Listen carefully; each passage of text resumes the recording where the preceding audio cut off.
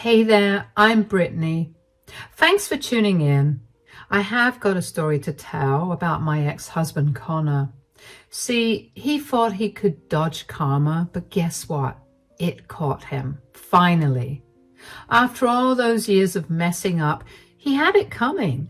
Growing up in a small town, I never imagined my life would take the turns it did. But let me take you back to where it all began. It was my freshman year of college when I first met Connor. We clicked right away. It was like we spoke the same language. We'd spent hours chatting about his dreams and my aspirations. After a while, it wasn't just friendship anymore. We fell hard for each other. And after we graduated, we got hitched in a simple ceremony. I landed a gig at a marketing firm while Connor found work in finance. We were hustling, trying to save up for the future, but Connor had always dreamed of a business. His idea was to open a co-working space. Connor noticed how many freelancers, entrepreneurs, and small business owners struggle to find affordable professional office space, so he wanted to create a place where they could work, collaborate, and network. It sounded cool, but also kind of risky. Still, Connor was determined. He'd come home from work, eyes shining, and dive straight into planning his business. I admired his passion. We saved up, but money was always tight. With rent, groceries, student loans, there was never much left over. Connor wanted to start his business, but every time we looked at our bank account, it seemed impossible. A year went by and we kept talking about his idea, but it was just talk. Connor's dream seemed like it would always be just that, a dream. But we had another blessing in our way. I was expecting, a little one on the way. It was one of the happiest moments ever for me. And when I broke the news to Connor, he was over the moon, saying he felt like the luckiest guy alive. Those were the days filled with so much hope and excitement.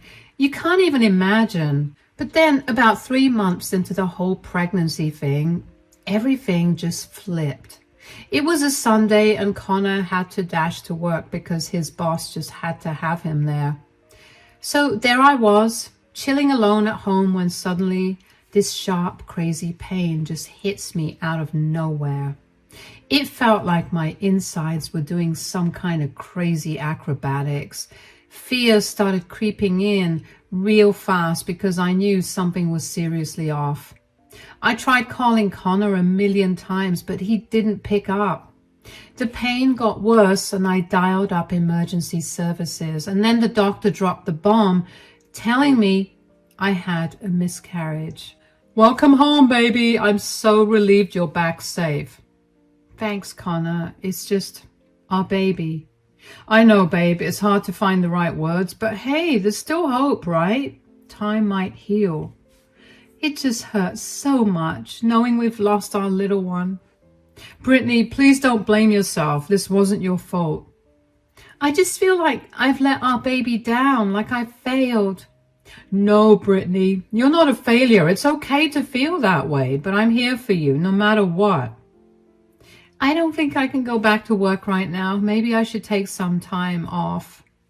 "That's completely understandable, Brittany. You need to take care of yourself." After the miscarriage, everything changed between Connor and me. He'd go off to work, stuck in his 9-to-5 routine, while I stayed home feeling like a shell of myself. I tried to distract myself, picking up new hobbies, trying new things, but nothing could fill the void inside me. I had lost all hope, feeling like our relationship was beyond repair. As time went by, it felt like I was just going through the motions, living the same day over and over again. A year had passed since the miscarriage, and while I had come to terms with the loss, I still felt lost and directionless. I had quit my job, unable to muster the energy to go back to work. One evening, when Connor returned from the office, his expression was grave, and I could tell he had upsetting news to share. "Hey, babe, you won't believe what happened today." What's up, Connor? I was at the office working and then I got a call from my dad. He told me that Aunt Margiela passed away. Oh no, Connor, I'm so sorry to hear that. I know how close you were to her. She was such a wonderful person, inside and out. Yeah, it's tough, but there's more. What my dad told me is Aunt Margiela left a major part of her inheritance to me, aside from her own kids. Well, that's not surprising. She always adored you and treated you like one of her own. Yeah, she did. Anyway, her funeral's in a few days. Would you like to come with me? Of course, Connor. I'll be there for you. After the funeral, Connor got his share of the money. I didn't even need to ask him what he wanted to do with it. He wanted to start his little office, the co-working space I mentioned earlier. I supported him all the way. Those days were tough, filled with uncertainty and countless decisions to make. Starting a business takes a lot. Time, effort, money. I took charge of everything at home, ensuring that Connor could focus solely on getting the business up and running. I wanted him to go out there and give it his all without worrying about anything else. Connor drove headfirst into setting up the office. He scouted locations, negotiated leases, and designed the layout, pouring his heart and soul into every detail. The big day had arrived. We set a date for Connor's office inauguration, and he was buzzing with excitement. Over the past few months, I noticed a change in Connor that I thought would be a positive one. I was looking forward to happier days ahead. And little did I know that things would take a turn. The inauguration party was set for a Friday, and it was a small, exclusive affair. Connor only invited his team and a few close friends. I wanted to make the day extra special for him, so I planned a surprise party with our family and friends at home after the official office inauguration. I thought it would be a great way to celebrate Connor's dream coming to life. Seeing his team and ideas take off made me so proud. So I decided to do a little behind the scenes planning and set up the party while he was at the office. On the morning of the inauguration day, Connor was over the moon with excitement. I played along, pretending to be just as thrilled, but inside, I was nervous about pulling off the surprise. Excited for today, huh? Absolutely pumped, Brittany. I've been dreaming about this day forever. It's going to be epic. Well, I'm glad. Nothing makes me happier than seeing you happy. You shouldn't be saying that, Brittany. What do you mean? Hey, don't pin all your happiness on me. You can never know what the future holds. Why the sudden gloom, Connor? Just passing a thought, that's all. Anyway, we got to leave soon. Can you get ready, please? I'm already dressed, aren't I? That outfit won't cut it. You gotta look sharp. We're going to be in the spotlight. I think I look fine. Fine won't do. You look like someone's mom at a PTA meeting. Change, please. We're leaving in 10 minutes. Fine, I'll switch it up, but you could have been nicer about it. So that comment from Connor, I'd be lying if I said it was the first time he'd said or done something rude lately. Honestly, it had become a bit of a pattern. Over the last few months, something had changed in Connor, and not for the better. One big issue was our crazy schedules pulling us apart. His work hours were insane, and it felt like we were driving away from each other faster than ever. I hoped it was just a phase, but when I finally brought it up, he basically said, "Get used to it." I didn't want to rock the boat and didn't want to seem like I didn't support his hustle, so I kept quiet. But there were other times too where Connor's attitude towards me was just plain rude. It was like he thought he was the king of the castle and I was just some nobody. And then there was the way he spoke to me in front of our friends, belittling my opinions and acting like he knew better. It made me feel small, like my voice didn't matter. I tried to brush it off and make excuses for his behavior, but deep down, it hurt. I didn't want to dwell on all that stuff that day. It was a big one for us, and despite everything, he was still my Connor. So I changed into a fancier dress as he suggested. At the office inauguration, I noticed only a couple of friends, no familiar faces. After the ceremony, as people mingled, I approached Connor. "Hey, Connor, I really need to talk to you about something." "Yeah, Brittany, what's up?" "I was just thinking of heading out now. I really want to go home." "Yeah, sure." "Actually, I don't feel too well. My head is..." "Brittany, I got your message. You want to go home? So go. I have people to attend to here.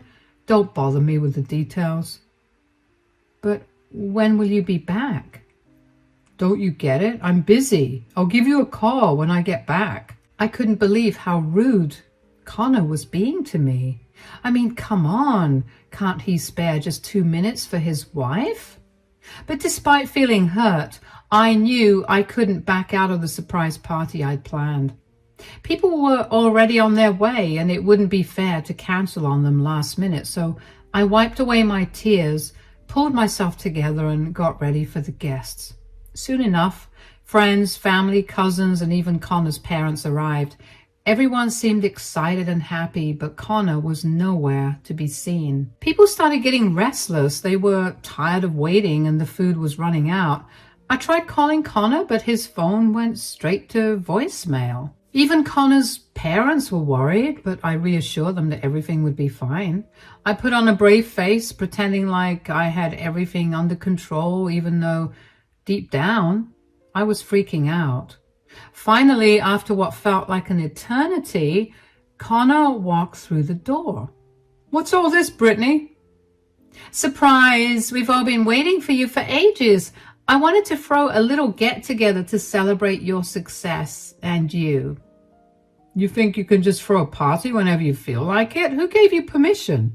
"I didn't know I needed your permission to host a party in our own home." "Our home? Huh. Who's been paying the bill since you lost the baby? Since you quit your job? You're just a burden, Brittany." "Why are you saying this, Connor? We're supposed to be a team." "Team? You're nothing but a leash around my neck who's holding me back from success. Here, I already have these divorce papers. I decided to give them to you today after the ceremony. I don't want to be with you anymore." "I can't believe this, Connor. After everything we've been through, you're just divorcing me?" "Connor, we agreed that I could take the time I needed to heal. And with the business, you were so busy, someone needed to look after the house too, you know." "Excuses, Brittany. That's all you ever come up with. You're not worth my time anymore. You're just a low-value woman. You've got no purpose in life. Losing that baby is like you found an excuse to be lazy. You're just a boring, dim-witted housewife going nowhere without me. Look at me. I'm successful. You're just nothing. You're like dead weight dragging me down. I'm tired of it, Brittany. I need someone who can keep up with me, not hold me back." "No, Connor, please don't do this. We can figure it out. We can make it work. You're not thinking straight." "Don't make a scene, Brittany. Everyone just go back to your places. The party's over. Mom and Dad, you too. I'll call you later." "Please, Connor, don't do this." "Stop begging, Brittany. You're just being pathetic, making a fool of yourself in front of everyone. Just accept it and move on." Everyone started leaving the party, their murmurs and whispers filling the room. Connor's parents gave me sympathetic glances before departing as well. Soon, it was just Connor and me left alone in the room. The silence felt heavy, suffocating almost. I desperately wanted to break it, to say something, anything to ease the tension. "Connor, please, just tell me why. Where did I go wrong?" "Haven't you heard enough, Brittany? Do you want me to say anything more? By the way, I'm going to stay at a friend's house for a few days, so you better pack your bags and leave. And make it quick and send me a text when you're gone. I'm leaving."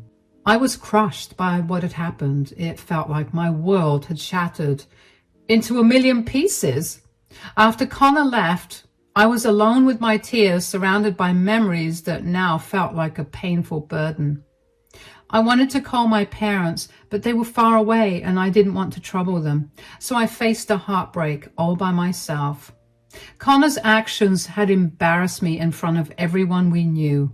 Our friends, our family, they all saw me at my lowest point. I couldn't help but wonder what they thought of me now. After everything I'd done for Connor, he just walked away like I meant nothing. The next day, I did something I never imagined I could. I decided to break free from the hold Connor had on me.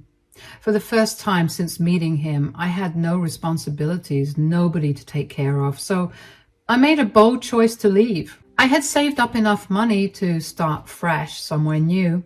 Going back to my parents' house seemed like asking for more trouble, especially after what Connor said. In just 2 days, I packed up everything I owned, drowning my sorrows in a bottle of wine as I sorted through each memory. I unpacked the pain, the heartache, and the shattered dreams. Then, with a heavy heart, I boarded a train to a new city, hoping to leave the pain behind. I stayed in a motel for a few days looking for apartments of my own, and then I finally moved into one. People reached out to me, Connor's parents, our friends, but I couldn't bring myself to respond. I knew I needed to pull myself together, find a job, and stand on my own 2 feet. Going through a divorce was tough, especially after how badly Connor had humiliated me. I wanted to show him what I was capable of, but starting something from scratch seemed unrealistic with my limited funds. So I began applying for marketing jobs in the area, hoping for a fresh start. One day, as I was leaving the grocery store, I saw an older gentleman struggling to load groceries into his car. Without hesitation, I offered to help him. "Hey, let me give you a hand." "Oh, bless your heart. I'm Scott." "Nice to meet you, Scott. These groceries look heavy." "Yeah, I don't get out much, so I tend to stock up when I do." "I see. Do you live alone?" "Yeah, my wife passed away a while ago, and my kids, well, they've cut all ties with me. Selfish bunch who only care about themselves." "Oh, I'm sorry to hear that, Scott. That really sucks." "Anyway, what area are you from?" "I live in the complex near the mall. It's about 10 minutes away from here. Just moved in recently." "No way! Your place is on the way to mine. Just about 10 minutes away. Need a ride? If you don't already have one." "Sure, I'd love that. Thanks." While in Scott's car, he received what seemed like a work call, and soon it got really intense. It made me curious about who he was talking to and what it was all about. I don't mean to pry, but what was all that about? It sounded work-related. "No, it's not rude at all. Actually, I own a place in the city, a little old-style bar. Unfortunately, we don't have many customers anymore. It's my passion project, you know. Just a few days ago, our junior manager quit, and we've been struggling to find a replacement." "I'd love to visit sometime." "Well, I should warn you, it's not as great as it used to be." "Nonsense, Scott. With the right strategy, anything can be turned around. I worked in marketing, and sometimes it has worked wonders, I tell you." "Marketing, huh? That sounds promising." "Yeah, and your bar could be saved too." "Crazy idea, but how about you talk to my manager? Maybe you can bring some fresh ideas to make it appealing to the new generation." "Have you ever had any experience in management?" "A little. I worked at a coffee shop in college." "How about we talk about this later? It pays well. You live nearby. Take your time to think about it. Here's my number. Give me a call if you're interested." "Sure, I will. By the way, what's the name of the bar?" I couldn't believe my luck. It felt like fate had intervened. And later that evening, I decided to check out the Vintage Spirits bar Scott mentioned. To be honest, it wasn't exactly what I expected. The place needed some serious TLC, but I could see its potential. After all, I've spent years studying trends in my job, so I know a thing or two about what works.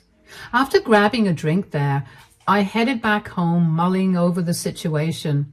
Honestly, I had nothing to lose. I was single, free, and ready for a new adventure. Plus, Scott seemed like a decent guy and I really wanted to help him out. So I gave him a call and told him I was up for the job. He seemed thrilled and said he'd arrange a meeting with the senior manager, Randy. Finally, I got to meet Randy, the senior manager. He was around my age and I'll be honest, he seemed pretty laid back, but despite that, he had a lot of knowledge to share about the job. It wasn't anything too complicated, but I was eager to learn and contribute.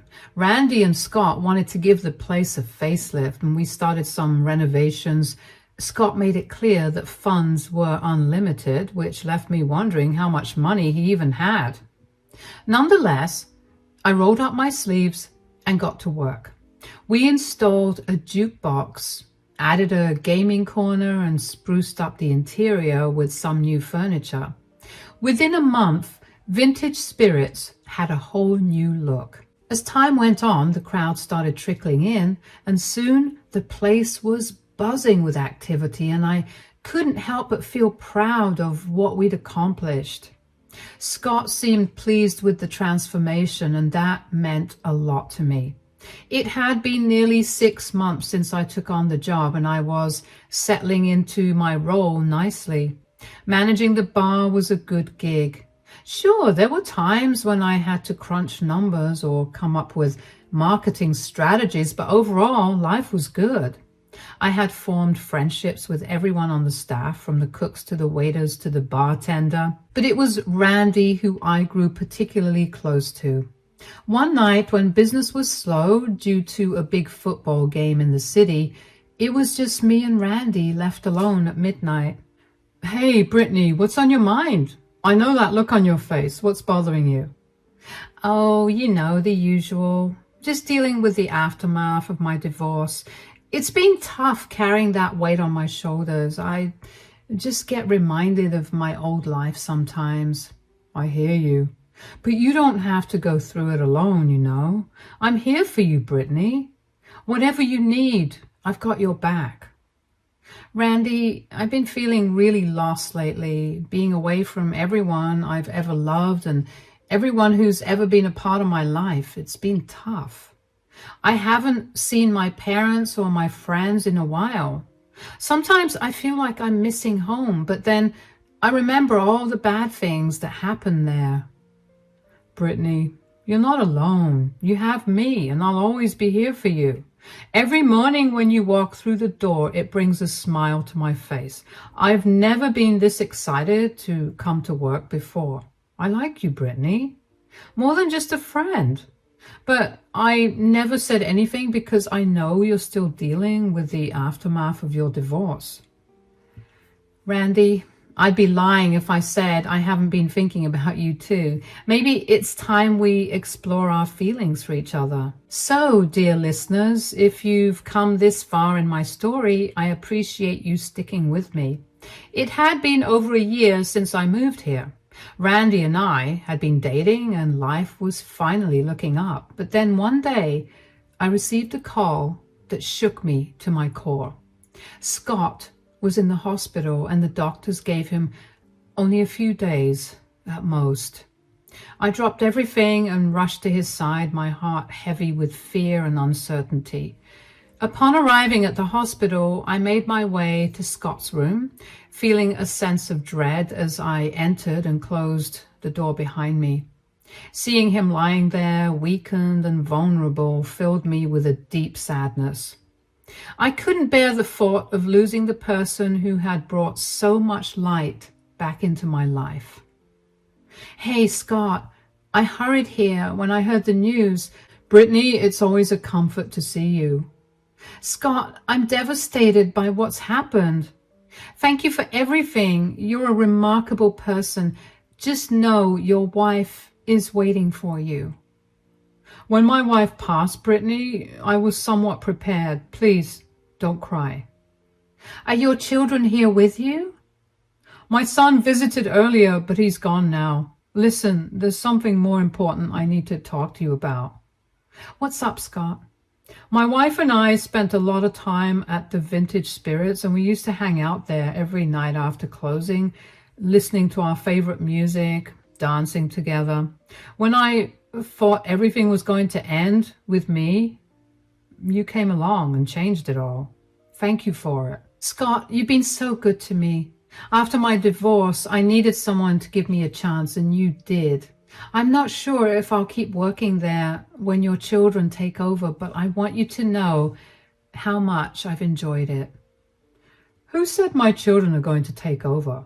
I have discussed it with my lawyer. I want to entrust the vintage spirits to you.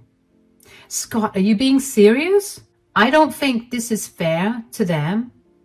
They deserted me on my deathbed. They bailed on me when I needed them most. You've been a real bright spot in my life lately, and I know if I pass it to you, you'll make it shine. Are you absolutely certain? I've never been sure of anything in my life. Thank you, Brittany. I trust you in keeping the vibe alive for everyone who steps inside. Thanks, Scott. I'll make sure I guard the place with my heart, keeping your spirit and your wife's alive in everyone's hearts. You have no idea how much this means to me. Thanks for everything. I hung out with Scott for a bit, enjoying the company, but eventually had to head out. Then, just a week later, I got the news Scott had passed away. It hit me hard, you know. I went to his funeral, and there I met his 2 sons and a daughter. They were kind of upset as they had found out Scott left the vintage spirits to me. It was a real mix of emotions for me, like I couldn't believe it. But it was what it was. It was really a bittersweet moment for me.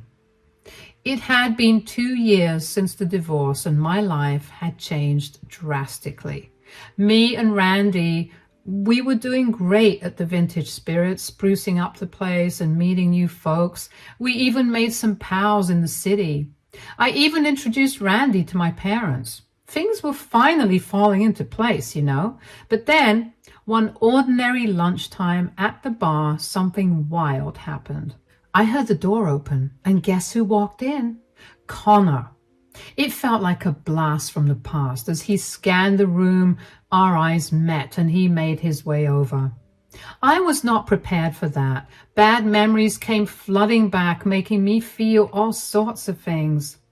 Randy was in the back, so it was just me and Connor, face to face, yet again. Connor, what are you doing here? Brittany, it's been a while, hasn't it? Connor, I'm working. I really don't have time for you right now. How did you even find me here? Well, I asked your parents and I talked them into telling me where you were. Oh gosh, what is it that you want from me now? Well, I just wanted to see how you're doing, Brittany. So tell me, how have things been for you? I see you're working this waitressing job at a bar. This doesn't look bad to me. At least you're not unemployed. Unemployed, huh? What about you, though? How's the business? Well, about that. Look, I came here because everything failed over the last 2 years. Things took a turn for the worse. Remember the working space office I started? It was supposed to be my big break, my ticket to success, but it all went downhill from there. It started with some bad investments, and then some tough competition moved in, and before I knew it, I was drowning in debt. I tried to salvage it, I really did. I poured all my time and energy into it, but nothing seemed to work. Eventually, I had to admit defeat. The business went under and I lost everything. Now I'm barely making ends meet, just trying to get by. What a twist of fate. Oh, that must suck for you, Connor. It really must. Okay, so that's all you're going to say. In all honesty, I came here with the hopes of winning you over. We can try again, you know. It isn't too late. That's not happening, Connor. After the way you humiliated me in front of everyone, the way you underestimated me, do you really think you can just waltz in here after 2 years hoping for things to get back to normal? Look, I know I messed up big time. You talked about my miscarriage like it was nothing. You called me a dim-witted and bored housewife. I respect myself, you know. Geez, look at you acting like you're all that when you were literally serving food and wiping tables. You're just an old hag who's going to end up alone, and you're turning me down? First things first, Connor. I don't just work here. I own this place. What? You own all this? How's that even possible? Where did you get all this money from? I earned it because I have always had good intentions, Connor, unlike you. You must be raking in a lot of cash with a place like this. My finances are my business now. You don't get to ask anymore. You're not my husband. I still love you, Brittany. Can't we give it another shot? We can fix this. I promise. Remember the good times we had? We can have them again. We'll make this place ours just like before. Everything will be okay. I can't believe you're saying this. What do you mean by we? This is my place. You have no right to be here. You brought this upon yourself, Connor. Leave before I have to call someone to remove you. I never want to see you again. So after I asked Connor to leave, he eventually did. It's been a long time since that encounter, and I haven't seen him since. And looking back, Connor was just a bad chapter in my life. He misjudged me completely, thinking he was invincible with his business. But life has a funny way of humbling people. Seeing him again, it's oddly satisfying to show him that I can be successful too. His taunts don't even matter now. It just proves that karma is real. From that run-in with Connor, I've got this sense of closure, you know, like now I can groove through life with a smile, feeling all balanced. It's like my universe finally hit that sweet spot of harmony.